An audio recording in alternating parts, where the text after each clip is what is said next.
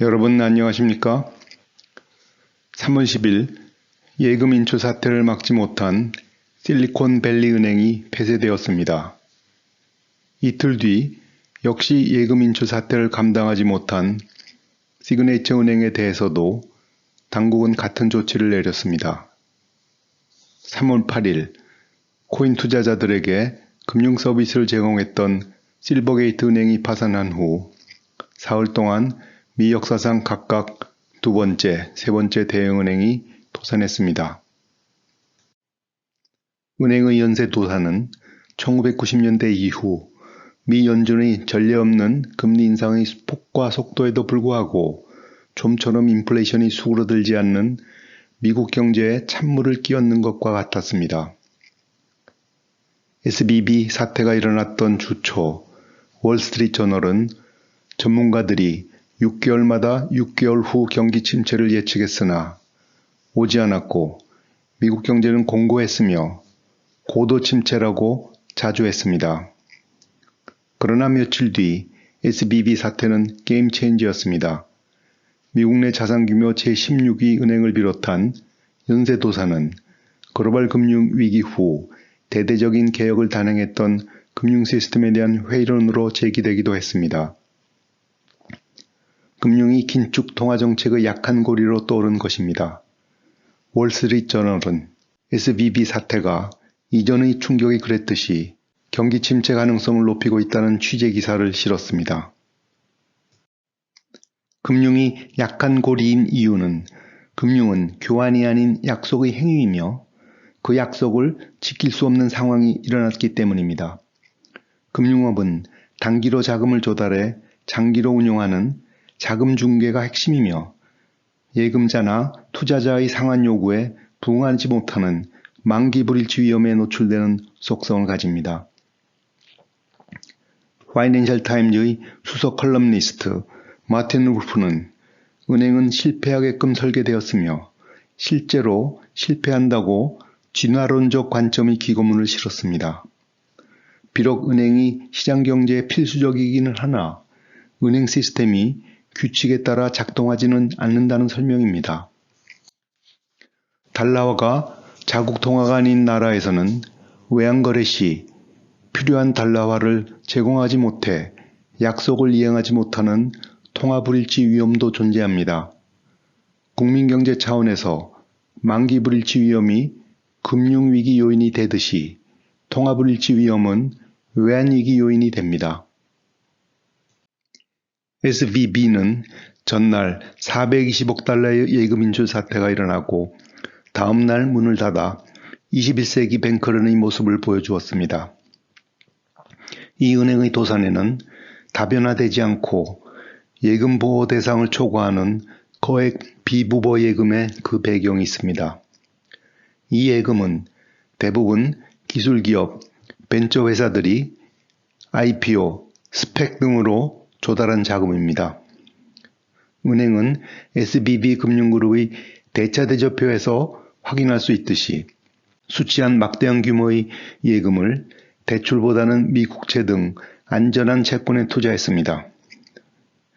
2022년 주식시장이 침체되면서 이들 기업의 현금 흐름이 악화되자 예금 인출이 증가했습니다.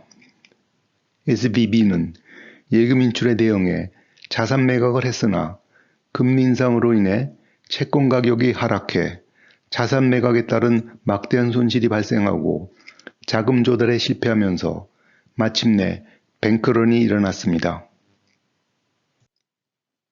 그런데 여기서 견조한 실물 경제에도 불구하고 금융이 어떻게 약한 고리로 작용했는지 생각해 보아야 합니다. 뉴욕 지역 연준 이코노미스트는 금융 중립 실질금리라고 하는 개념을 제안했고 이를 R 더블스타라고 불렀습니다. 이미 알려진 실물 중립 실질금리 R스타와 대비하고자 한 것입니다.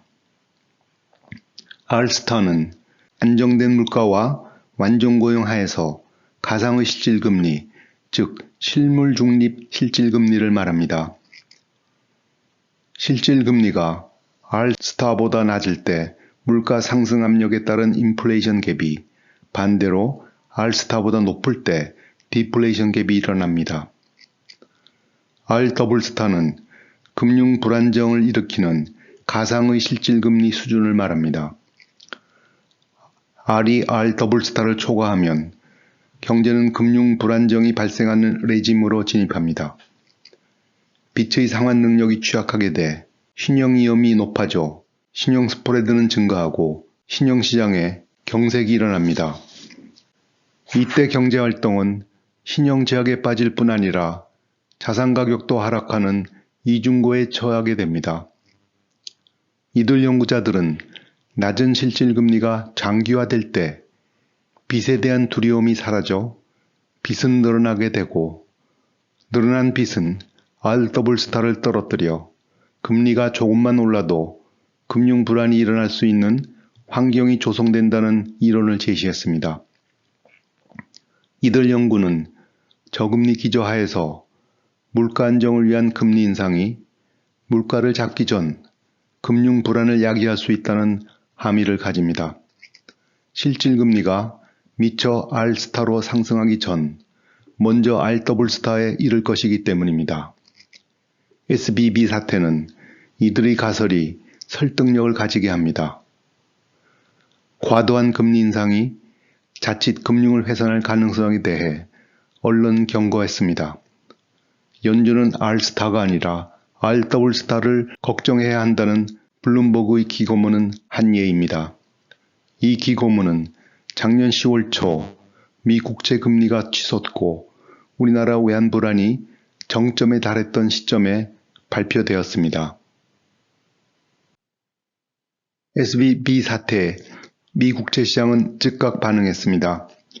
안전자산 선호로 인해 국채 수익률이 폭락하고 10년물과 3월물 수익률 역전은 확대되었습니다.